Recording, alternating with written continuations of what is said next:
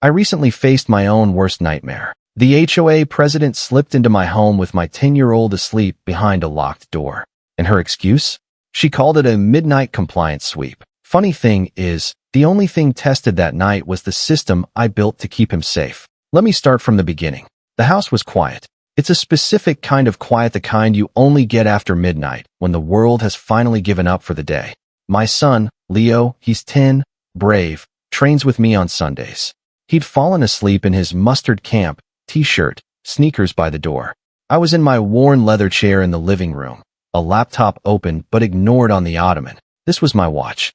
It had been my watch for 2 years, ever since my wife, Clara, was gone. She was the one who made the house feel full, who filled the silence with laughter or humming or the sound of pages turning. Now, the silence is something I have to manage, something I have to stand guard against. At 2:14, the sensor buzzed. It wasn't a loud noise. It was a single, soft vibration against my wrist. A tiny buzz from my watch, synced to the network of sensors I'd built. My eyes didn't snap open. They were already open. I didn't jump. I simply straightened my back. My heart rate didn't spike. My system is designed to avoid adrenaline. Adrenaline makes you sloppy. The notification on my watch was simple, just a code. LND, W1, laundry room window sensor 1. The magnetic seal had been broken. It wasn't a malfunction. I run diagnostics every single night at 10 o'clock. This was real. I closed the laptop without a sound. My body moved with a practiced economy that IT support guys aren't supposed to have. I wore a navy t-shirt and jeans, bare feet on cool wood. But grief and fear are powerful teachers. The local cops had taught me the rest. They taught me that when a problem comes to your door, you are the only support you can count on. They had called our problems a civil matter. Clara would have hated what I'd done to our home. She loved open windows and morning light. Now, every window had a secondary pin lock she would have called ugly. The doors were reinforced. The pretty decorative shutters on the outside were hollow fakes. The real steel ones were hidden inside the walls, waiting for a command. She would have said it was too much, that I was letting fear win. But she wasn't here to see the looks Leo got in the street. She wasn't here to read the endless violation notices from our HOA president, Brenda Albright, a woman who patrolled our little slice of suburbia like it was her personal fiefdom.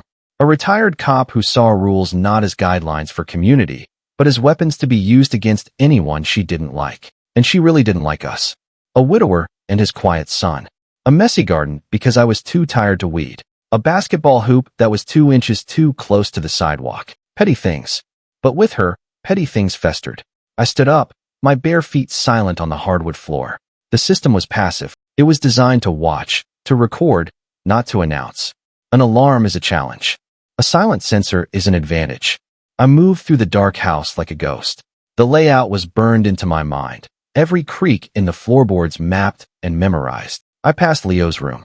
His door was closed. In a moment, I would have to wake him. I hated that part more than anything, more than the cost of the equipment, more than the endless hours spent coding and soldering. The thought of stealing even 1 minute of his peaceful sleep to deal with the ugliness of the world made something cold and hard settle in my stomach. A tiny red light, no bigger than a pinprick, glowed on the security panel hidden behind a painting in the hall. It confirmed the breach, LND, W1. My hand went to the tablet on the hall table. The screen came alive, showing me the view from the camera in the laundry room. It was a low-light camera, painting the world in shades of gray. The window was open. A dark shape was moving through it. She slid the window and belly crawled in. Slow, careful. They thought they were being quiet. They had no idea that I was already watching, that the house had already told me everything I needed to know. My plan, the one I had built piece by piece, the one I had tested and retested, was now in motion. The intruder was inside, and I was ready. I took one deep, steadying breath. This wasn't about anger. It was about resolution. It was about drawing a final, unbreakable line. This was the end of the harassment. One way or another, it was ending tonight. I knew who it was. I had been waiting for this for a week. Ever since I sent back her latest violation notice with a little gift tucked inside. A tiny tracker, smaller than a grain of rice, nestled in the paper. I knew she couldn't resist. Her kind never can. Power is a hunger that's never satisfied. She had to push. She had to break you. She thought she was the predator stalking through the dark. She was wrong. She had just walked into a box, and I was the one holding the key. I toggled the mic on my pocket camera. This is Ethan Hayes. LND, W1. Timestamp live. The stove clock blinked 2:14 to 2:15. I whispered, "Clara, watch over him," and slid a pair of nitrile gloves from the drawer.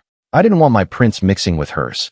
Through the tablet feed, I washed a sleeve, then a knee. She belly crawled in, slow as a cat that thinks it owns your counter. Predator thinks she's quiet. I breathe for the recording. She is not. I eased a wedge under the hallway door so it wouldn't creak. The house knew my weight. I stepped around the two boards that complained. From outside, a distant train horn. In here, only my breath. I raised the tablet to the camera.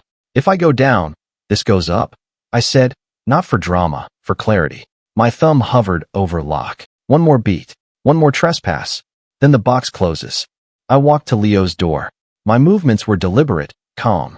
Inside my head, a checklist was scrolling. Camera feeds active, power backups online, network secure. But my first priority was my son. I didn't call out his name. We had a different system. I placed my palm flat against the center of his door and knocked twice a soft, steady rhythm. Thump, pause, thump. 2:16 a.m., I logged. Leo hit the wall. Panic pad. He locked his door and hid like we drilled. It was our signal. It meant the plan is a go. No questions. Just act. For a moment, there was only silence from the other side. Then I heard the soft rustle of blankets, the quiet click of his bedside lamp turning off. He was awake. He knew what to do. At 10 years old, my son had a better emergency plan than most adults. Part of me was proud of his resilience. Most of me was sick with the knowledge that he needed one at all. Our problems with Brenda Albright started small. It was a notice about the grass being a quarter-inch too long. Then it was the color of our mailbox. Then it was the brand of trash can we use. Each notice was a paper cut, annoying, but manageable. After Clara died, the notices came faster. My garden, which she had loved, became an eyesore in Brenda's official view. The small swing set I'd put up for Leo violated some obscure bylaw about temporary structures. Every week, a new letter, a new fine, a new threat. I tried to talk to her. I went to an HOA meeting. I explained that I was a single father doing my best, that simple human decency should count for something. She looked at me from her seat at the head of the table, her face a mask of bureaucratic indifference. She said rules were rules. She said personal problems were not the board's concern. She was a cop for 20 years. She liked to remind people. She knew how to keep things orderly. Her order felt a lot like punishment. Things escalated when I installed a security camera on my front porch. Just a simple doorbell camera. She sent me a notice saying it violated the community's aesthetic guidelines. I checked the HOA bylaws. There was no such rule. I wrote back, quoting the relevant sections and informing her the camera would stay. That's when the inspections started. She would stand on the sidewalk just past my property line, staring at my house, taking notes, sometimes for an hour at a time. Then came the phone calls to child services. Anonymous tips, she claimed, concerns about a single father not coping. They came. They saw a clean house and a healthy, if quiet, boy. They left, apologizing for the trouble. The cops were next. She'd call in noise complaints when we were watching a movie. She'd report a strange vehicle when my brother came to visit. Each time, the local cops would roll up. They knew her. She was one of them. "Hey, Brenda," they'd say. To me, it was always, "Sir, we have a report." They'd walk around, shine their flashlights, and tell me to keep it down. When I tried to explain the pattern of harassment, they'd shrug. "She's the HOA president, sir. She's just doing her job." They told me it was a civil matter. That was the phrase that changed everything. A civil matter, a polite way of saying, you're on your own. So, I started treating it like I was on my own. I work in IT. I secure networks for a living. I decided to secure my home. I started with the basics, better locks, reinforced door frames. Then I moved on to the network. I installed silent magnetic sensors on every window and door, not the kind that shriek, the kind that send a quiet signal to my private, closed-loop server. I added the internal steel shutters, controlled from a single tablet. I found a company in England that sold security fog systems. Thick, disorienting vapor that fills a room in seconds, non-toxic but impossible to see through. I read about UV dye, an invisible gel that clings to skin and clothes, glowing brightly under a black light. I coated the inside handles of the doors and the laundry room window latch. Everything was powered by marine batteries, completely separate from the grid. If the power was cut, my system would only get stronger. The last piece was Leo. We practiced our drill every Sunday. The signal. His job was simple: lock his bedroom door, which I had replaced with a solid core door and a deadbolt, and get into the reinforced closet. He was to stay there with a battery-powered walkie-talkie until I came and used the all-clear code. He hated it.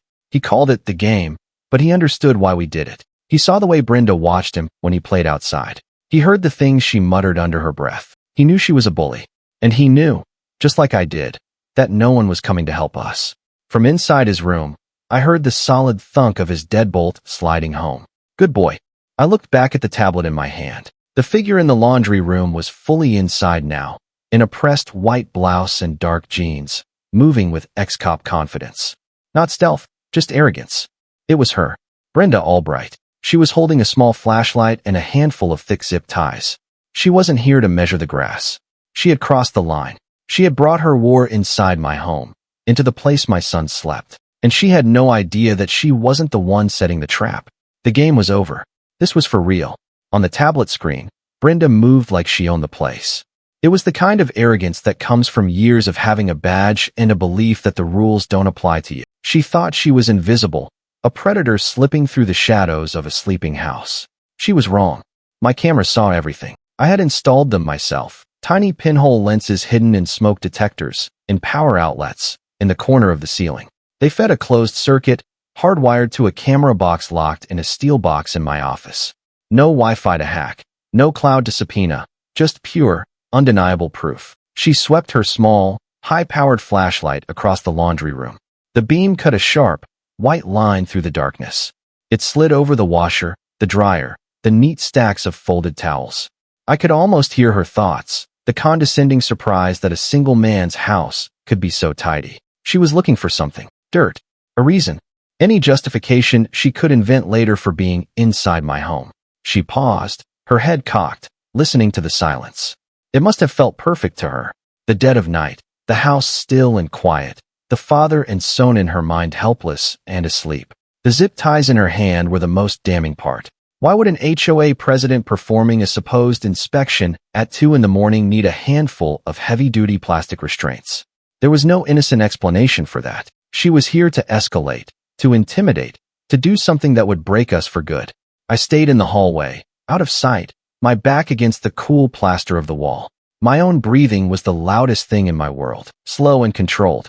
In through the nose, out through the mouth, the way a soldier does before a fight, the way a father does before he has to protect his child. I watched her on the tablet as she moved from the laundry room into the small, adjoining mudroom. She was testing the doorknob that led into the kitchen. Locked, of course. She didn't seem surprised. She probably expected it. She reached into her pocket and pulled out a small leather case. A lockpick set. The sight of it sent a cold wave of confirmation through me. This wasn't a spur-of-the-moment decision. This was planned, calculated. She had come prepared to break into my house, room by room, if she had to. This was the proof I needed. The kind of proof the local cops couldn't dismiss as a civil matter. This was a felony, caught on camera, happening right now. She knelt down. The beam of her flashlight focused on the keyhole. She was good. The tumblers clicked softly, one after another. She had done this before. The thought was chilling.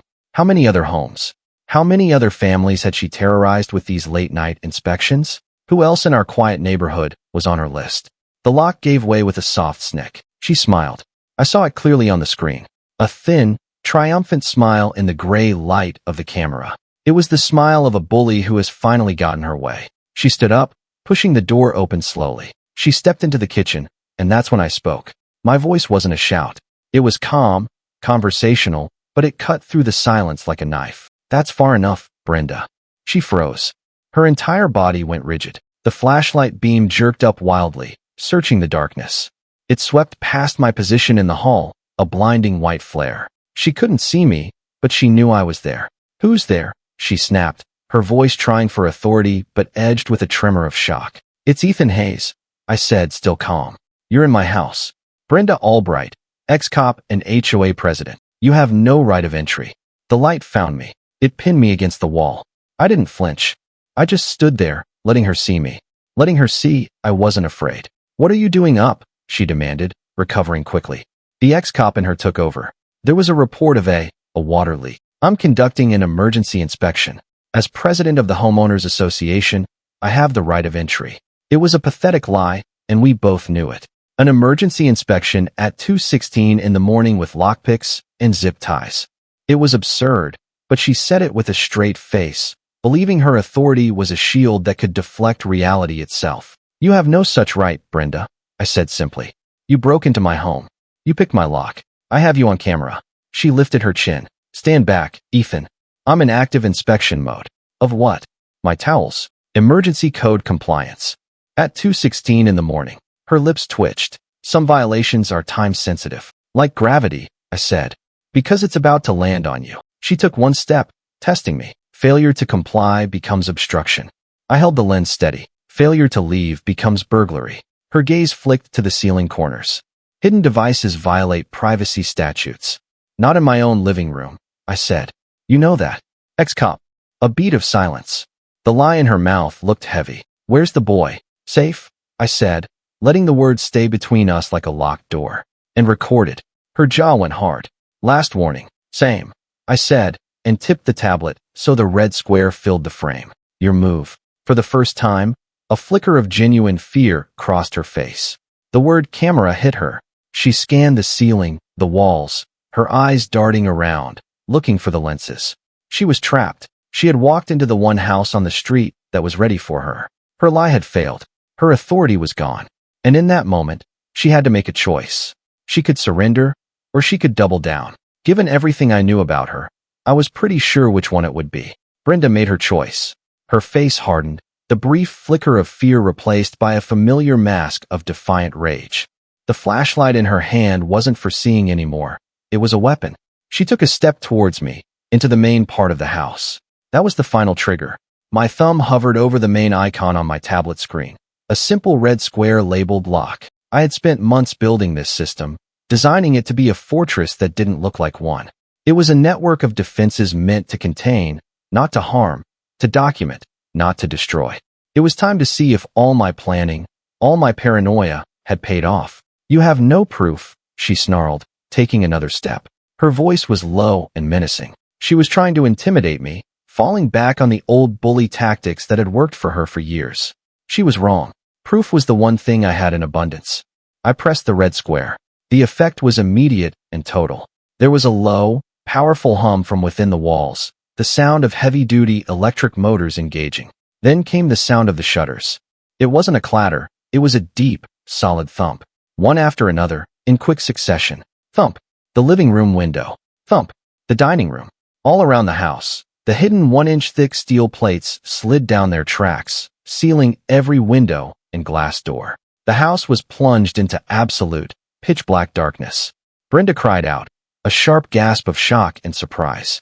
Her flashlight beam, which had been fixed on me, now darted around the room wildly, finding nothing but impenetrable steel where moments before there had been glass and views of the sleeping street. She was sealed inside with me. "What did you do?" she yelled, her voice finally cracking, the authority gone, replaced by pure, panicked anger. But I wasn't finished. A second command was already being sent. From vents placed discreetly in the ceiling, a thick white fog began to hiss into the room. It wasn't smoke. It was a dense, glycol-based vapor, utterly harmless to breathe, but specifically designed to be so thick you couldn't see your own hand in front of your face. It billowed out, catching her flashlight beam and diffusing it into a useless, blinding white glow. Within seconds, the living room and kitchen were filled with an impenetrable cloud. She was blind. She started coughing, not from any irritant, but from the shock and the sheer density of the fog. She stumbled backward, bumping into a kitchen chair. She reached out, trying to find her way back to the mudroom door, back to the way she came in.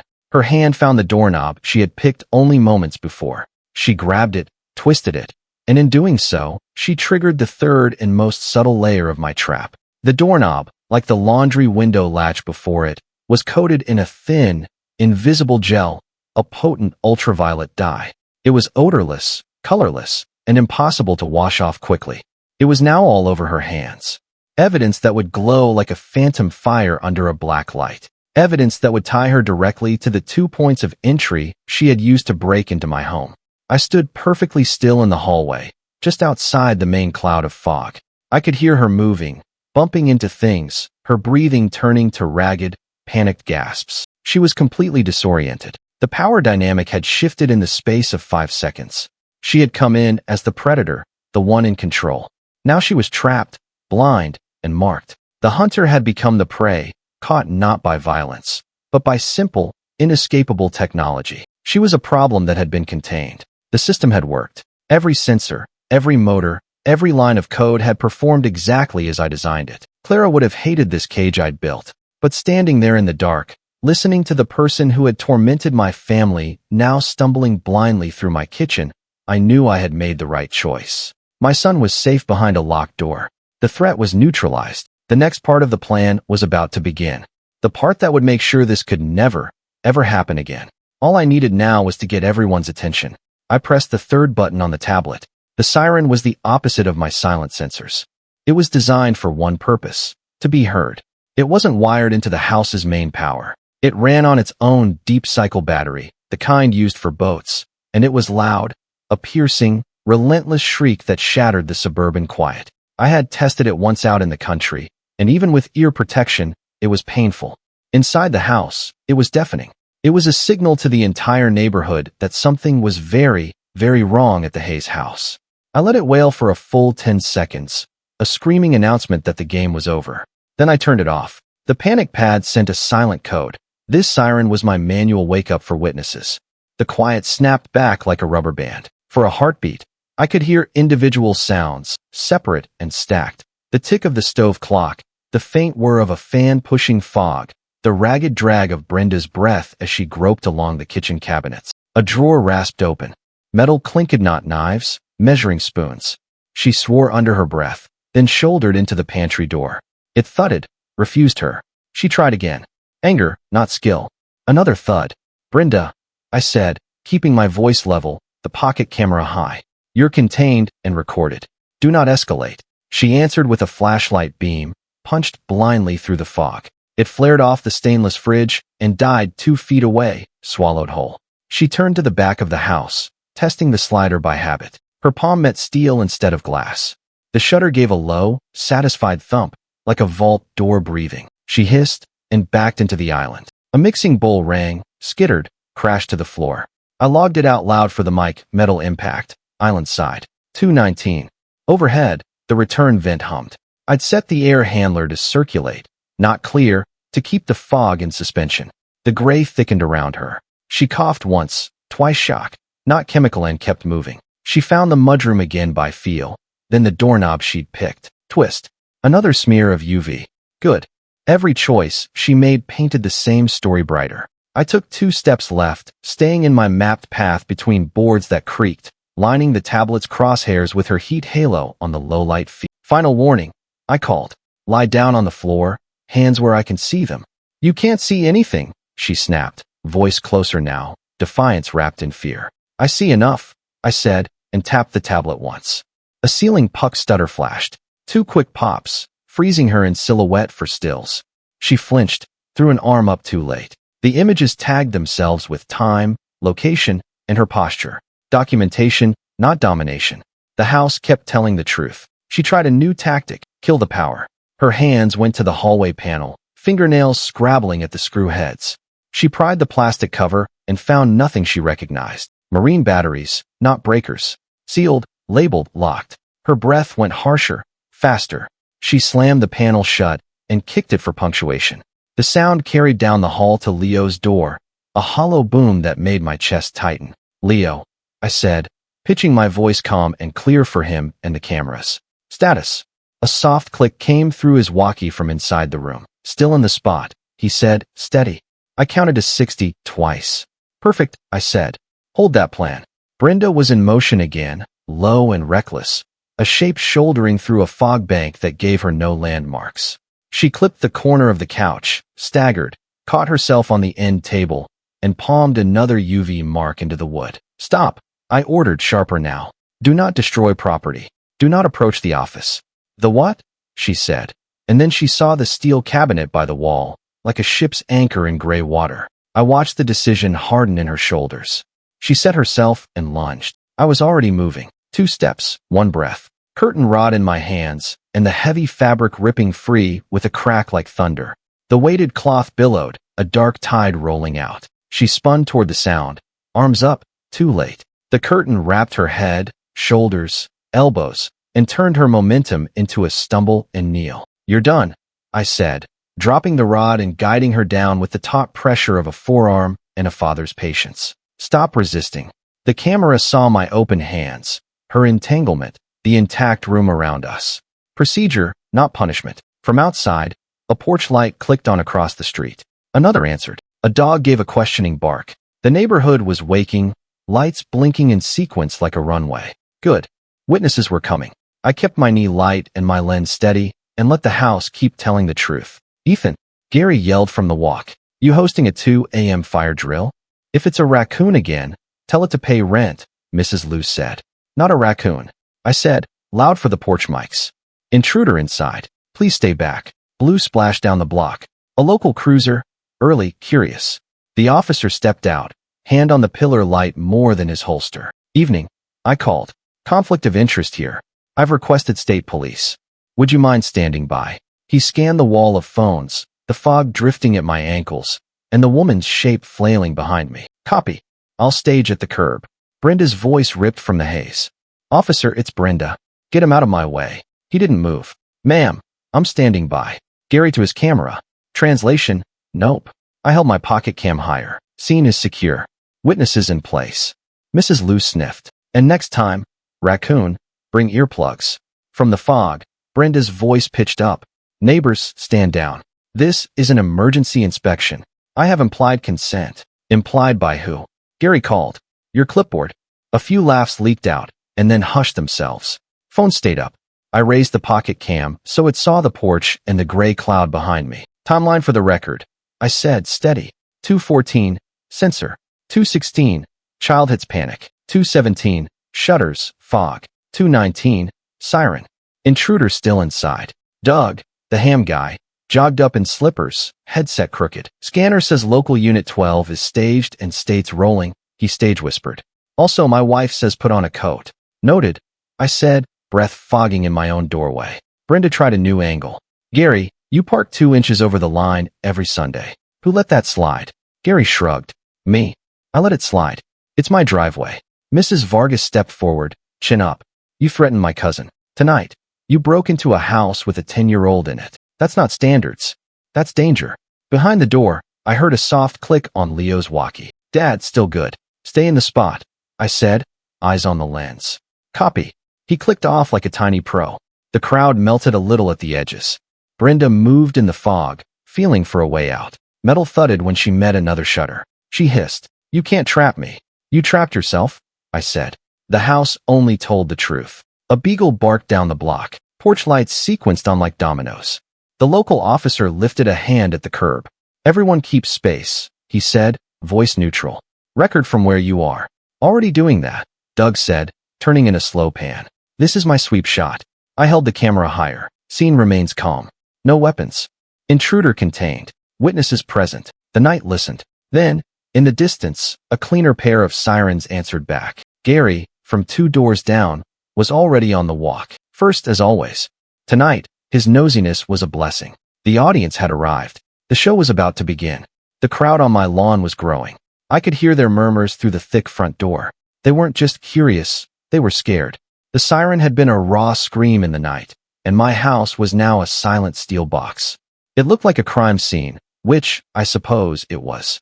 Keeping one knee firmly but gently on Brenda's back, I manipulated the tablet with my free hand. I keyed in the command to retract the front door shutter. Every other shutter stayed down, keeping her sealed inside. It slid upwards with a low hum, revealing the solid wood of the door. The murmuring outside stopped. They were all watching, waiting. "I'm coming out," I called, my voice projected clearly. "The intruder is secured. I am not armed. Please stay back from the door." I removed my knee from Brenda's back. She had stopped struggling. Her fight seemingly drained away now that there was an audience. The reality of her situation was finally crashing down on her. I stood up, moved to the front door, and took a deep breath. I kept the small camera in my hand, still recording. I unlocked the deadbolt and opened the door. The scene on my lawn was surreal. A dozen neighbors stood there in bathrobes and pajamas, their faces a mixture of confusion and concern. And in nearly every hand was a phone, held up and recording. It was a sea of tiny red lights. Perfect. More evidence. More witnesses. Gary was at the front of the pack. Ethan, what on earth is going on? We thought you were being robbed. In a way, I was, I said calmly. I stepped out onto the porch, making sure to keep a safe distance from everyone. I didn't want any accusations of threatening them. I wanted to be seen as the calm, rational victim. I turned and pointed the camera back into my house, where Brenda was now pushing the curtain off herself and slowly getting to her feet in the hazy, fog-filled room. That is Brenda Albright, president of our HOA, I announced to the crowd of phones. She broke into my house through a laundry room window at 2:14 this morning. I have her on video picking an internal lock. She was carrying zip ties. She is a former police officer. I have detained her, and I am waiting for the state police to arrive. A wave of gasps and shocked whispers went through the crowd. They all knew Brenda. They had all gotten her notices, endured her lectures, felt her oppressive presence in the neighborhood. But to see her like this disheveled, caught, exposed was something else entirely. Brenda stayed inside the threshold, tangled in the curtain, blinking in the sudden light. Her face was a storm of fury and humiliation. He's lying, she shrieked, pointing a trembling finger at me. It was an emergency inspection. He assaulted me. Gary looked from her to me, his brow furrowed. An inspection? At 2 in the morning. He lured me in here, she screamed. This is a setup. Then you won't mind the cameras? I said, my voice cutting through her hysterics. Or the invisible dye that's all over your hands from the window latch and the doorknob you picked. She instinctively looked down at her hands, a flicker of panic in her eyes. It was a classic bluff, but her reaction was a confession. I held up my phone, making sure everyone could see the screen. I'm not calling the local police, I said loudly, for the benefit of every recording phone. The intruder is a former member of that department. I have no faith in their ability to conduct an impartial investigation. I am calling the state police. If local officers arrive first, they'll stand by for state, on camera. Mrs. Vargas clicked a tiny black light. Brenda's hands flared, ghost bright. Gasps rippled. Evidence, not feelings, I said for the phones. I dialed the number for the state barracks 50 miles away. I put the phone on speaker. A calm, professional voice answered. State police. How can I help you? My name is Ethan Hayes, I said, reading my address clearly. I have a burglar detained at my residence.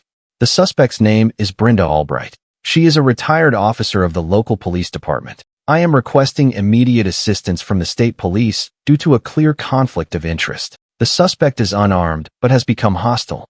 There are multiple civilian witnesses on the scene. There was a brief pause on the other end of the line. Understood, sir. We have units en route. Do not engage the suspect further. Secure the scene as best you can. Help is on the way. I ended the call. The silence that followed was heavy. It didn't stay silent. Another siren grew and split into 2, clean and even state units. 2 troopers took the steps with measured boots. The younger one clocked the shutter rails, the fog, my open hands. Sir, camera running, I said. Intruder identified as Brenda Albright, ex-cop. Marked with UV on latch and knob. Copy. He clicked on his own body cam. The senior trooper turned to the curb. Officer, thanks for holding. Stay for witness statements. Standing by, the local said, relieved. I backed up 2 steps, palms out. She's under the curtain. Minimal hold only. The senior trooper knelt. Ma'am, do not reach. Brenda tried rank instead of reach. Trooper, listen to me. I am the president. Hands, he said, voice like a door closing. She showed them. They glowed faint purple under the portable light. Mrs. Vargas from the porch, told you. Ma'am, you are under arrest for burglary and criminal trespass, the trooper said. He read the right slow, steady. You have the right to remain silent. His body cam mic caught every word. Gary whispered to his phone. And, scene. Brenda twisted toward the crowd. You will regret. Ma'am, the younger trooper said. Cameras over here. Click. Cuffs. The fog thinned like a curtain at the end of a show. I felt my shoulders drop for the first time in months. The camera saw it, too. I wanted that.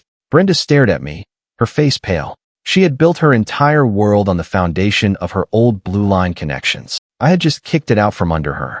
The neighbors weren't murmuring anymore. They were just staring, watching, their phones held steady. They were no longer just witnesses to a commotion. They were witnesses to the complete unraveling of a tyrant. In the distance, I heard the faint, approaching wail of a different kind of siren. Not mine. Theirs. The sound of real consequences finally arriving. The next day felt like waking up from a long, stressful dream. The state police had been professional, efficient, and pointedly unimpressed with Brenda's frantic claims that she was the victim. They took my recordings, bagged her lockpicks and zip ties as evidence, and took one look at her glowing hands under their portable blacklight before putting her in the back of their cruiser. But the video and the physical evidence from the break-in were just the beginning. The real bombshell was still ticking away silently in my pocket. I had waited for the lead detective, a tired-looking man named Russo, to finish his initial interviews before I approached him. "There's one more thing," I said, holding up my phone. "I believe this isn't the first time she's done something like this, and I think I can prove it." I explained about the violation notice, about how I cut a thin slit in the paper, slid in a tiny tracker sticker that pings every 5 minutes, and glued it shut. It was the size of a flea with a tiny coin cell battery. It had been pinging its location to a secure server every 5 minutes for the past week. Russo raised a skeptical eyebrow, but he followed me inside to my computer. I pulled up the tracking software. A map of our neighborhood appeared on the screen, covered in a spiderweb of lines showing Brenda's movements. "This is her car," I said, pointing to a line that went from her house to the HOA office to the grocery store. "Normal stuff. But this is her on foot." I filtered the results to show only data points logged between midnight and 5 a.m. The map lit up with a series of chilling paths. Night after night, she had been walking through the neighborhood, not on the sidewalks, but in the spaces between houses, in the backyards, along the fence lines. Her paths lingered at specific homes. I recognized the owners, the Vargas family, who had fought her on putting up a religious statue in their garden.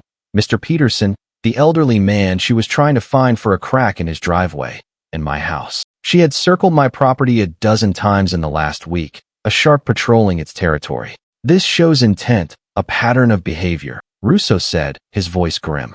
He was leaning in close to the screen now, all skepticism gone. "But the really interesting part," I said, "is this." I zoomed out on the map. Once a day, usually in the late afternoon, the tracker would ping from a location 5 miles out of town, a self-storage facility. Unit 7B, to be exact. "She walks there?" Russo asked. "No," I said. "She must have had the notice with her in a purse or a bag. It went wherever she went." Russo's eyes narrowed. He got on his phone. An hour later, he came back with a search warrant. He and 2 other troopers met me at the storage facility. The manager opened the unit with a bolt cutter. The inside wasn't filled with old furniture or Christmas decorations. It was an office, a stalker's command center. There was a large map of our entire subdivision tacked to a corkboard, with dozens of homes marked with colored pins, red, yellow, green. My house had a big red pin in it. Russo lifted a hand before any of us crossed the lip. "Hold. Look." He pointed to a thumbtack camera tucked under the roll-up's crossbar, a pepper grain lens watching the threshold. A red LED winked once every 2 seconds. "Passive," the younger trooper said. "Or uplink." I countered, nodding at a shoebox on the shelf with a shaved corner, antenna wire peeking like a cat's whisker. Brenda hadn't just hoarded, she'd built redundancy. "Let's not let her phone home," Russo said. I pulled a Mylar sleeve from my backpack from work and held it open while the trooper pinched the box's power lead and dropped the whole mess into the pouch. The LED died. The unit felt warm through the foil, a tiny, angry heart going quiet. The fluorescent hummed awake under the motion sensor, throwing long, cold shadows across the concrete. Dust motes turned in slow orbits. Somewhere in the hall, a radio murmured a country song about a truck and a regret. The storage manager cleared his throat as if that might make him invisible. "No open beverages in the units," he said to nobody, then thought better of it and stepped back. "Eyes up," Russo said. He traced a fingertip along a string of red pins leading to a second corkboard. "Compliance, Phase 2. Beneath it, a foam tray held key blanks, an etching pen, and a stapled printout. Leverage matrix, with columns for kids, mortgage, immigration, alone. My name was under alone, once, and under kids, 3 times, circled hard enough to tear the paper. I breathed once, slow, and let the camera on my phone see it all. A metallic rattle vibrated through the wall on our right. Unit 7A. The roll-up slats flexed, then went still. The younger trooper moved without looking at Russo. Russo nodded anyway. "State police," the trooper called, knuckles rapping the seam. Silence. A dryer sheet smell leaked from the gap. "Too clean." "Pop it," Russo said to the manager. Bolt cutters bit. The lock fell. The door climbed with a cough of dust. Boxes, not many. The top one was labeled HOA mailers in block letters, fresh from a print shop. Under it, a banker's box scabbed with tape. The trooper slid it out. Audio recorders, half a dozen cheap ones, date stamped. One still ticking. He clicked stop with a pen cap, then bagged it and the box together. She's been cataloging conversations, Russo said. Or seating them, I said. On a cork strip at eye level hung 3 lanyards with plastic sleeves. Fake visitor badges for our community pool. Inkjet and arrogance. Further back, a folded A-frame sign. Emergency inspection, do not interfere, in all caps. Crafty, the manager whispered, then jumped as something buzzed in 7B. A phone left on vibrate, worrying itself across the metal desk like a trapped beetle. The caller ID flashed up on the lock screen in gray. Walter board. The name pulsed, stopped, pulsed again. Russo didn't touch it. He just tilted his head at my camera, making sure I framed the display, the time, the name. Patterns are their own confession, he said. Another buzz, this time under the workbench. The trooper knelt, reached, and came up with a key fob remote. Garage door style, with the plastic worn smooth. Remote roller, he said. Stand back. He pressed it. 3 units down. A door stuttered half an inch and dropped. Russo's mouth went flat. She kits, he said. For other doors. Which means other nights, I said. The map agreed. The red pins weren't random. There was a route, dates penciled in the margins. Arrows, little notes in a tidy cop hand. H will fold if threatened with lien. V cousin for leverage. Hayes, record everything, underlined twice.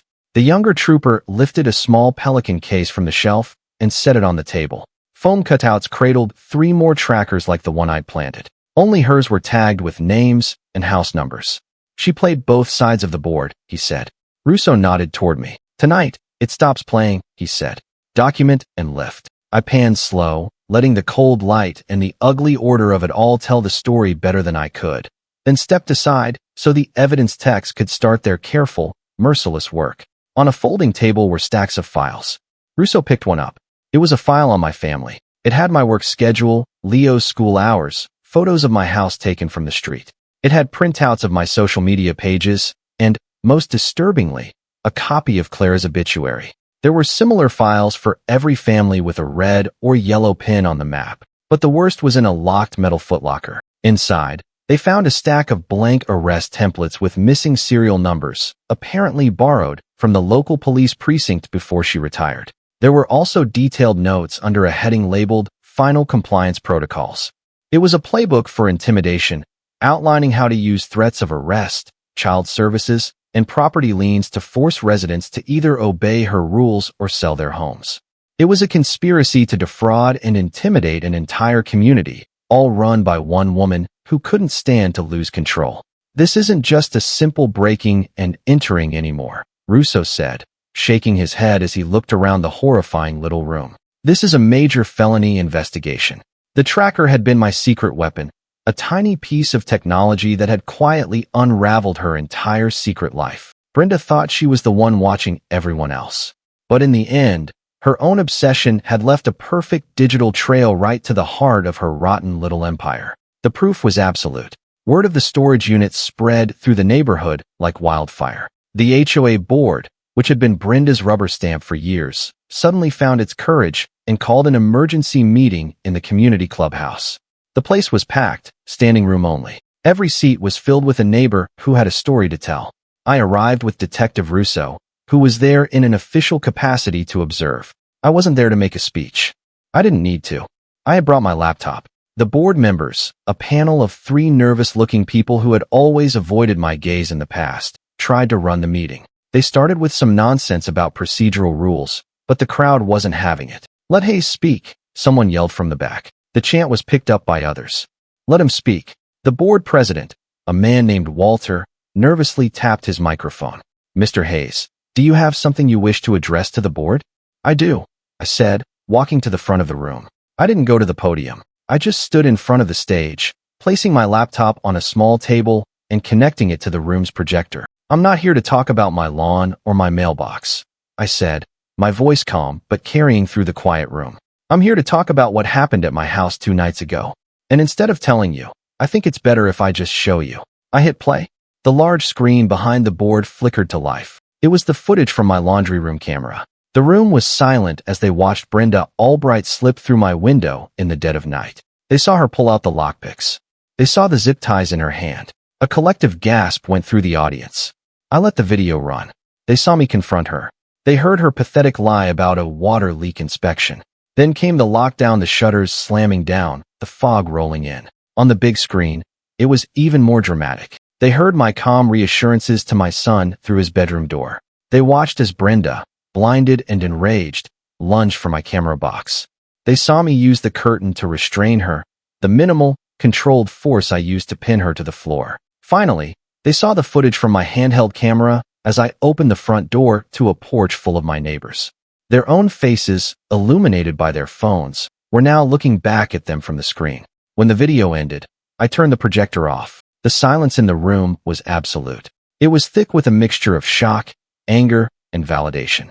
Then Mrs. Vargas stood up. Her voice trembled, but it was strong. "She did the same to us," she said, pointing a finger at the empty chair where Brenda would have sat. "Not breaking in, but the watching. Always watching."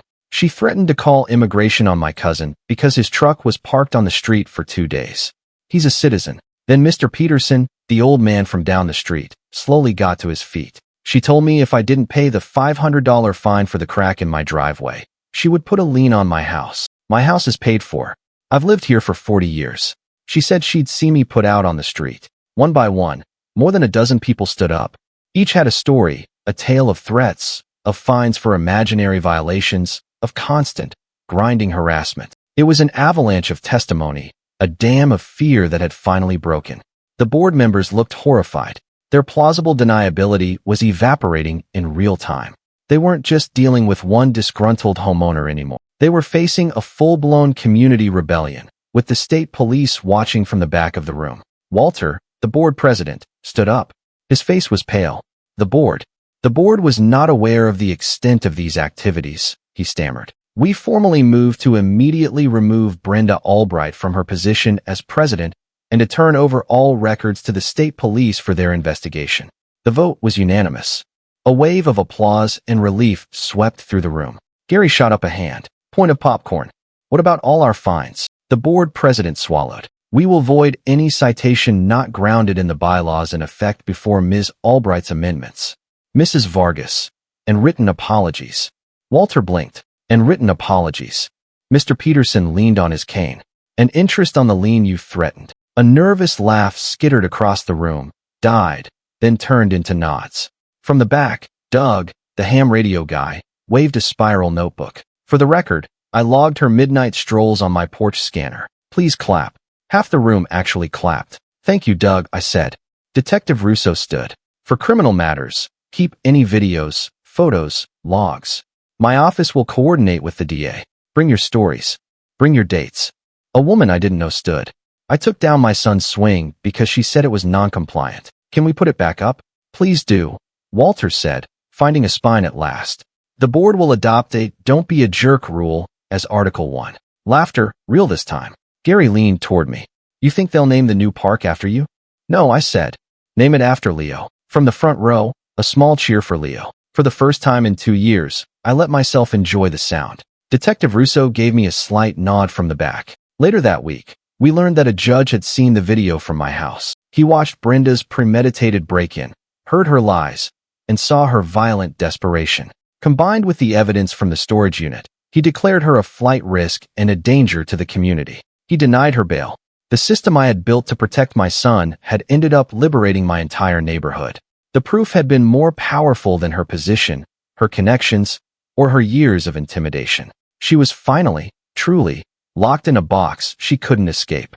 It's quiet again, but it's a different kind of quiet now. For 2 years, the silence in my house was heavy, a constant reminder of what I'd lost. It was a silence I had to guard.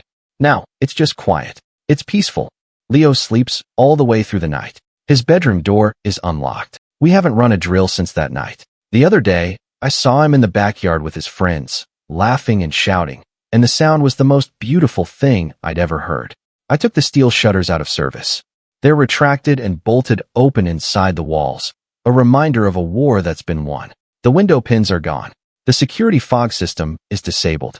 The only thing I kept active is the doorbell camera, just like any other boring suburban dad. The house feels open again. Sunlight streams in through the windows in the morning, and I don't flinch anymore when a car I don't recognize drives down our street. The fear is gone.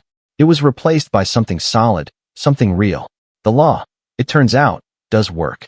You just have to hand it a case so airtight that it has no other choice. Brenda Albright took a plea deal. Faced with the mountain of evidence, the videos, the tracker data, the contents of her storage unit, the testimony of 24 of her former neighbors, her lawyer advised her it was her only option. She's serving a sentence for multiple counts of felony stalking, breaking and entering, and conspiracy. The local police department is under state review. A few of the officers who repeatedly dismissed our complaints have been placed on administrative leave. Change is slow, but it's happening. The HOA has been completely restructured. The new board, which includes Mrs. Vargas, threw out Brenda's entire book of arbitrary, punitive rules.